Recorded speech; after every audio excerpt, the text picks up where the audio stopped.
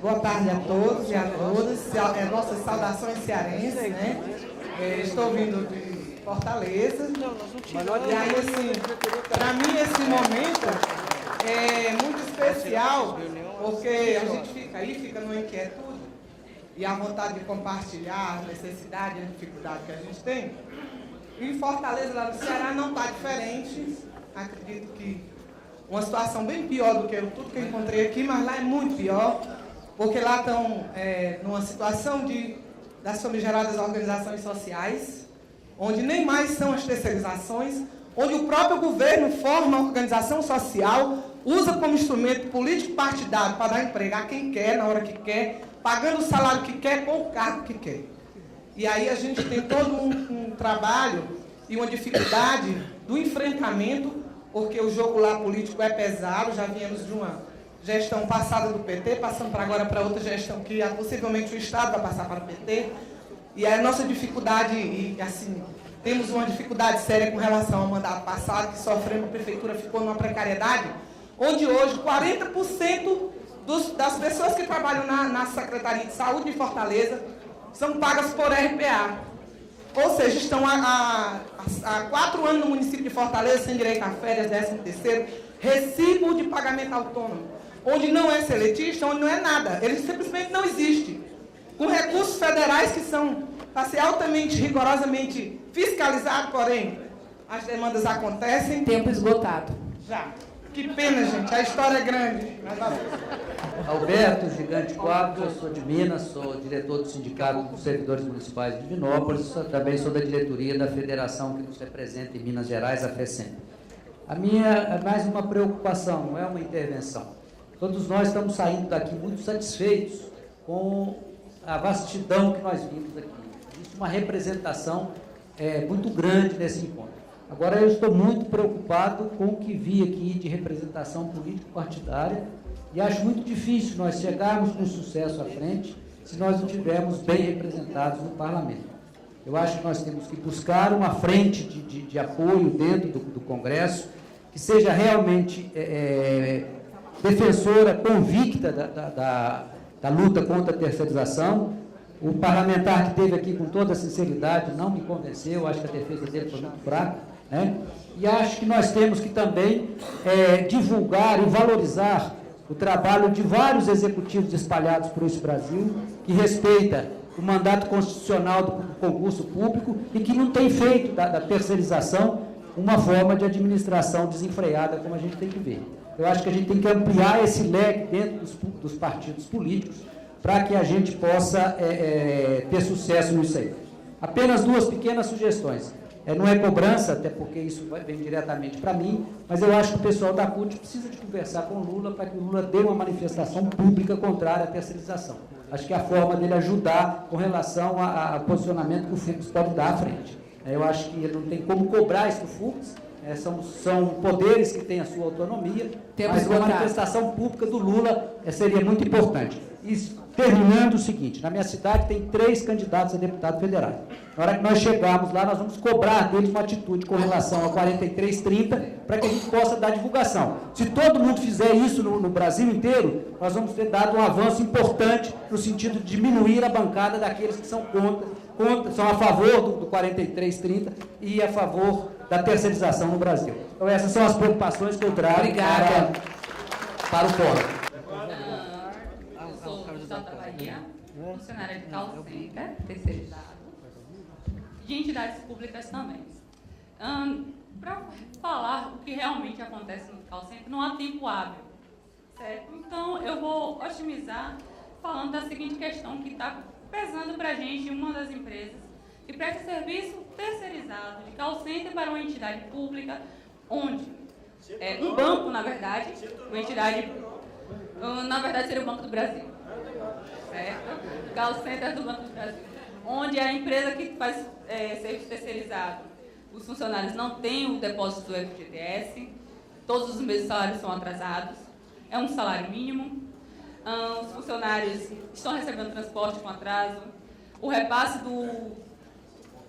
dos valores dos planos de saúde não estão sendo feitos de acordo, prejudicando que eles utilizem o plano de saúde que eles pagam. É assim, uma série de outros critérios que... Mas, assim, é um problema que está acontecendo neste momento.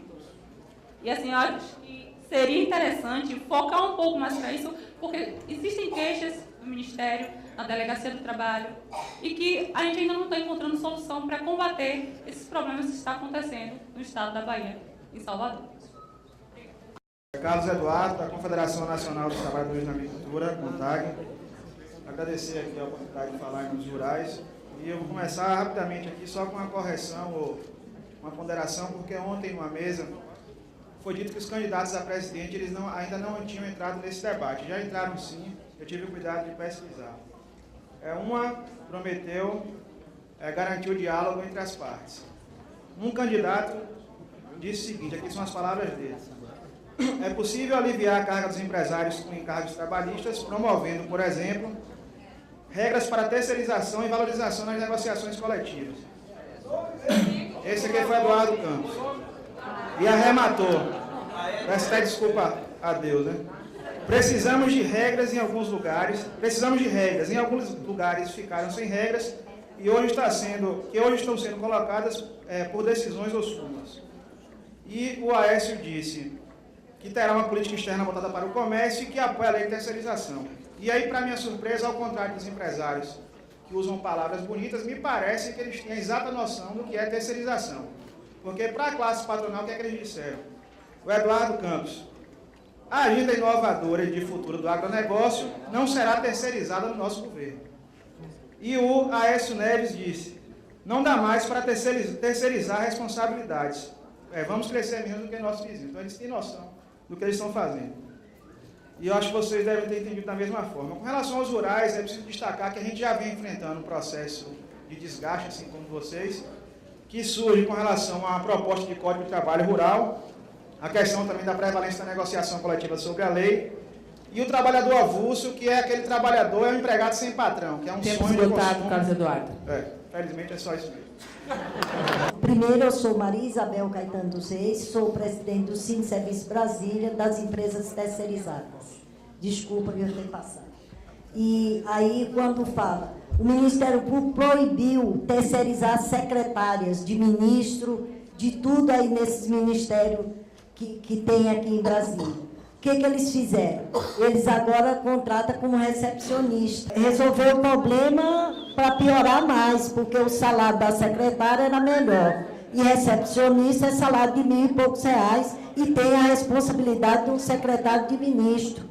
Então, vocês veem que é uma doença a terceirização, apesar de ser terceirizada, mas como eles usam a terceirização, não tem quem não é contra a terceirização, porque é um monte de exploração com os trabalhadores, e a gente vê que quando uma entidade procura cortar as ousadias deles, eles arrumam outras.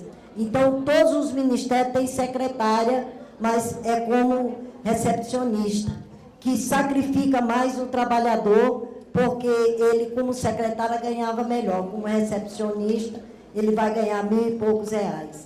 E aí eu botei aqui o que está sendo pensado para a qualidade de vida dos trabalhadores do setor de comércio e serviço e da terceirização. Porque eu acho muito difícil a gente combater a terceirização. Porque é uma doença, é um câncer para explorar trabalhadores. Muito foi falado hoje aqui sobre as mazelas da terceirização, né, principalmente na iniciativa privada.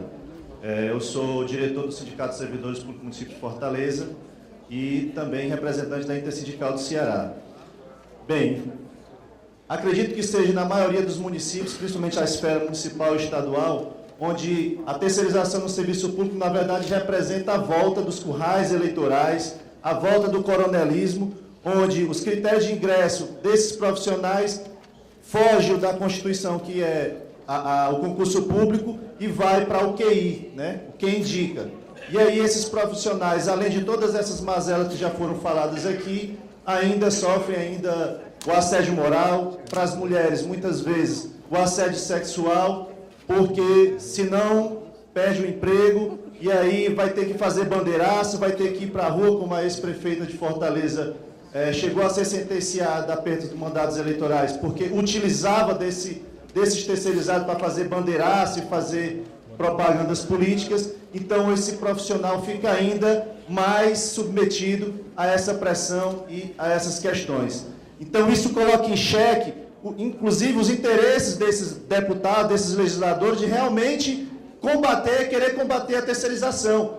Não apenas o capital financeiro, mas também os legisladores, porque esses currais eleitorais desses vereadores acabam servindo também para os deputados estaduais, federais, que têm esses trabalhadores como mão de obra, carga de trabalho para essas campanhas políticas, e se não for eleito...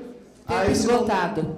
Então aí fica essa questão, só para concluir, foi dito aqui, quem é que está empregando, que muitas vezes o terceirizado não sabe. Lá ele sabe, é o vereador tal, é o deputado tal. Esse é o empregador para esses terceirizados. Obrigado.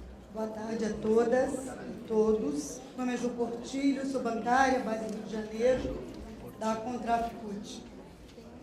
Nós temos vários temas nas mesas, né, para abordar a terceirização em diversos aspectos. A gente também tem que pensar um pouco na terceirização, embora todos esses temas sejam extremamente ricos e importantes, e a gente mal tem tempo de juntar todos na cabeça da gente, né? Mas pensar também quem é esse trabalhador terceirizado sob o ponto de vista de gênero, de relações de gênero. Porque nós sabemos, principalmente da companheira que me antecedeu, que no call center, por exemplo, né? Exemplo clássico, onde tem uma concentração de mulheres muito grande. As mesas que têm demonstrado com clareza cristalina que o fenômeno da terceirização é um câncer. A Justiça do Trabalho está perdendo para o Supremo Tribunal a prerrogativa de embarreiramento do avanço dessa doença, com risco, ou até com certeza, de inverter o tratamento dessa doença e acelerá-la, levando diretamente à morte do doente, do terceirizado.